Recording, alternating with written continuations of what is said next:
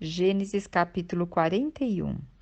Interessante que se inicia dizendo que 2 anos se passaram. 2 anos se passaram do quê? Nós temos que observar então o capítulo 40, o último versículo que diz que o copeiro esqueceu-se completamente dele. O copeiro lembra que estava na prisão, que José interpretou o sonho dele, que ele ia ser restituído a seu cargo e que ele lembrasse de José junto a Faraó e intercedesse pela soltura dele. Mas o que aconteceu? 2 anos se passaram. No primeiro mês, segundo mês, talvez José estava cheio de esperança, mas depois de 2 anos, com certeza a esperança que poderia vir do copeiro já havia o quê? Desfalecido. Então o Senhor é aquele que traz a vida aonde muitas vezes a gente não tem esperança. Mas vamos aqui continuar. E aí ocorreu que o rei do Egito, que era o faraó, um dos homens mais importantes da terra naquela época, ele teve um sonho. E nesse sonho ele viu 7 vacas gordas, vistosas, que estavam a pastar. E veio 7 vacas feias, mal alimentadas, magras, e engoliram as vacas gordas e bonitas. E assim Faraó acordou muito assustado. E depois ele voltou a dormir. E no segundo sonho, ele teve um sonho também com 7 espigas. Lembra, número 7, que mostra uma completude, algo completo. E ele viu 7 espigas que subiam numa mesma haste. Eram grandes, bonitas de se ver, cheias de grãos. E também ele viu 7 espigas mirradas, que eram queimadas pelo sol, judiadas pelo vento. E aconteceu que essas espigas mirradas, elas devoraram as espigas graúdas e cheias. E assim Faraó acordou do seu sonho e ficou com seu espírito conturbado, mandou chamar todos os magos, os sábios do Egito, e ninguém soube dar uma interpretação convincente ao faraó.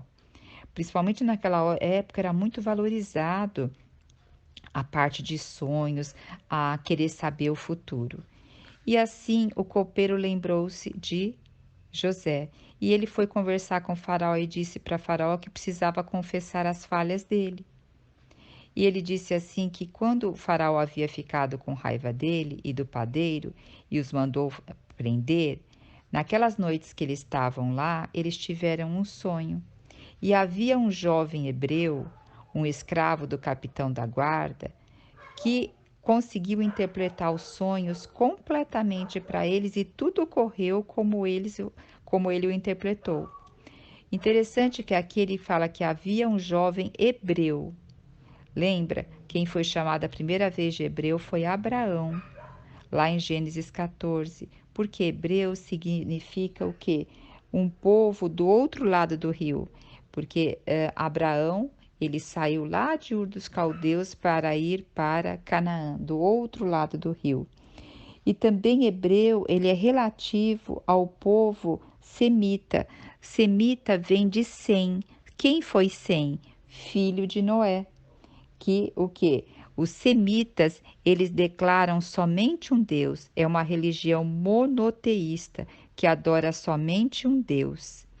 Então aqui José está agora perante o rei, mas antes o que ele tem que fazer? Se barbear, tomar banho, trocar de roupa.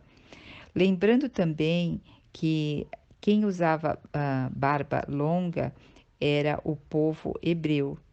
E aqui ele se barbeou para estar perante o rei, o faraó. E aí Faraó disse a ele que teve um sonho que ninguém conseguiu interpretar. E ele fala: "E eu ouvi dizer que você pode interpretar." Aí José respondeu: "Quem sou eu para interpretar seu sonho, Faraó? É Deus quem dará a Faraó uma resposta favorável." Olha José falando ao homem mais poderoso da terra. E José tinha acabado de sair de uma prisão. Ele poderia falar assim: "Ai, deixa eu ter dedos para falar, porque, né, dá que me voltam para a prisão novamente." Mas aqui José professa Deus, fala: "Quem sou eu? É Deus quem dará." E ele revelando que ele é monoteísta e crê somente em um Deus. Então, aqui é um grande testemunho que José está dando.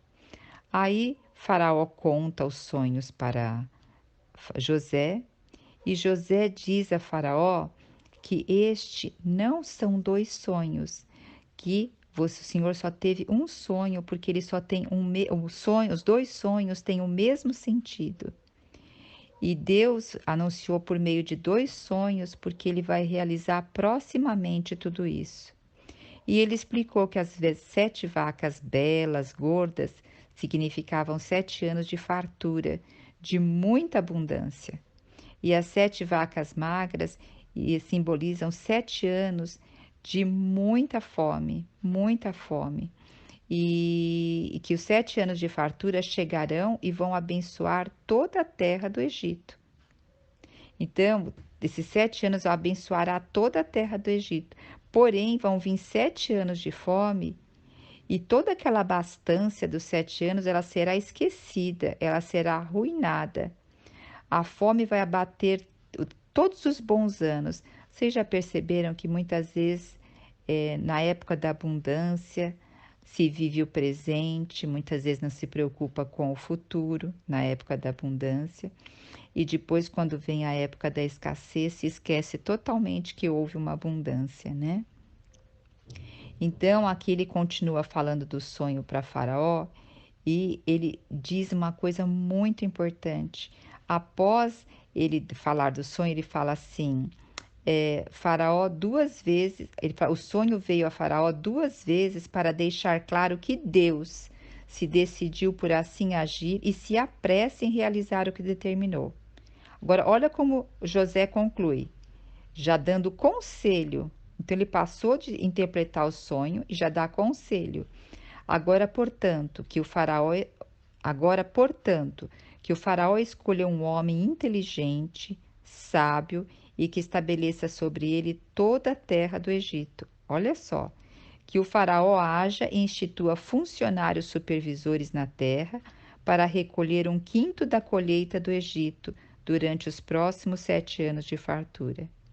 Eles deverão reunir todos os víveres que puderem e acumular todo o estoque de trigo para que se sejam armazenados nas cidades celeiras. E assim José deu um conselho a Faraó. E ainda falou assim: olha, esse estoque servirá de reserva especial para os 7 anos de fome que se abaterão sobre o Egito, a fim de que a terra não seja aniquilada e o povo não morra de fome. Olha que palavra! Só vinda de Deus. Olha, José tinha sido o quê? Mordomo da casa de Potifar. Ele tinha experiência de administrar. Depois, na cadeia, no cárcere, ele tinha experiência de administrar pessoas que estavam ali por infração. Não era administrar pessoas de bom coração. Então, José, ele soube conviver, ele soube administrar todas essas coisas. E ele pôde falar o quê? Deus pôde usar José, o vaso José, porque nós somos um vaso a qual Deus nos usa. Só que ele vai o quê? Preparando esse vaso. E Deus aqui preparando José para esse momento. E o que Faraó responde? No versículo 38, Faraó diz: encontraremos um homem como este? E quem esteja o Espírito de Deus? Olha só, encontraremos um homem como este? Não falou assim, encontraremos um homem como esse capaz, inteligente, sábio, audacioso. Não, em quem esteja o Espírito de Deus. É Deus quem nos capacita. Então Faraó declarou a José: visto que Deus te fez saber tudo isso, olha, visto que Deus, ele está testemunhando de Deus, não há ninguém tão perspicaz e sábio como tu nessa terra. E você vai ser o administrador do palácio, do povo, você vai ser o segundo após mim. Eu vou te estabelecer sobre toda a terra do Egito. E o que o rei fez? Ele tirou o anel do dedo, que é o anel de selo, aonde é a assinatura do rei, e colocou no dedo de José. José, olha a autoridade que José estava tendo. Mandou vestir José com linho finíssimo Na Bíblia, linho finíssimo é os atos de justiça dos santos, como diz em Apocalipse. E aqui era quem vestia a corte real, vestia-se com linho finíssimo. E colocou uma corrente de ouro fino, uma corrente aliança, em volta do pescoço. E convidou José a subir na sua carruagem real, a sua segunda carruagem real, mostrando que José, só quem estava acima de José seria Faraó. E os arautos do império iam bradando na frente e dizendo: inclinai-vos, inclinai-vos. Assim José foi o que? Exibido ali em todo o Egito. E olha que interessante, fala: inclinai-vos. E José, lembra que nós estamos falando que é a figura mais perfeita de Cristo? A palavra diz que todo joelho se dobrará e toda língua confessará que Jesus Cristo é o Senhor. Aqui, José, os arautos do rei iam na frente dizendo: inclinai-vos, inclinai-vos, quer dizer, dê o que hoje José tem autoridade e vocês devem se submeter a ele. Então, como nós vemos que hoje Cristo está sentado à destra de Deus, e hoje Cristo intercede por nós, por Deus. É como se Cristo tivesse esse anel intercedendo e selando nós para Deus. Quando Deus nos olha, Ele nos olha com o selo de Cristo, que é o sangue de Cristo, e isso nos faz favorável na presença de Deus. Então, aqui continua com toda essa figura de Cristo aqui mostrando por meio de José. E Faraó muda o nome de José para Zafenate Paneia e lhe deu por mulher uma mulher Azanete, filha de Potífera, sacerdote de On, cidade do sol. Depois José saiu a inspecionar toda a terra do Egito. Nós vamos ver aqui que José teve o nome mudado. O que significa aqui? Significa que o faraó é como se colocou ele com uma cidadania, agora ele tem cidadania egípcia. O problema não é estar no Egito, o problema é a gente se apegar às coisas do Egito. E nós vamos ver que depois José tem 2 filhos, mas ele não dá nome egípcio aos seus filhos, ele dá nome hebreu. Mas vamos prosseguir. Quantos anos José tinha quando isso aconteceu? 30 anos de idade. Então, lembra, José, ele saiu da casa dos seus pais com 17 anos, que os irmãos o venderam. Então, se passaram quantos anos? Passaram-se 13 anos que José estava já no Egito e nessa situação que ficou na casa de Potifar, depois ficou na prisão. Então, se passaram o quê? 13 anos. E aí, 7 anos, houve 7 anos de abundância, muita abundância, e começou depois o quê? Os 7 anos de escassez. E nesses 7 anos, antes de começarem os 7 anos de fome, a Zanete, filha de Potifar, que era esposa agora de José, teve 2 filhos. O primeiro filho foi Manassés. Manassés significa Deus me fez esquecer dos meus dias difíceis e de toda a família do meu pai.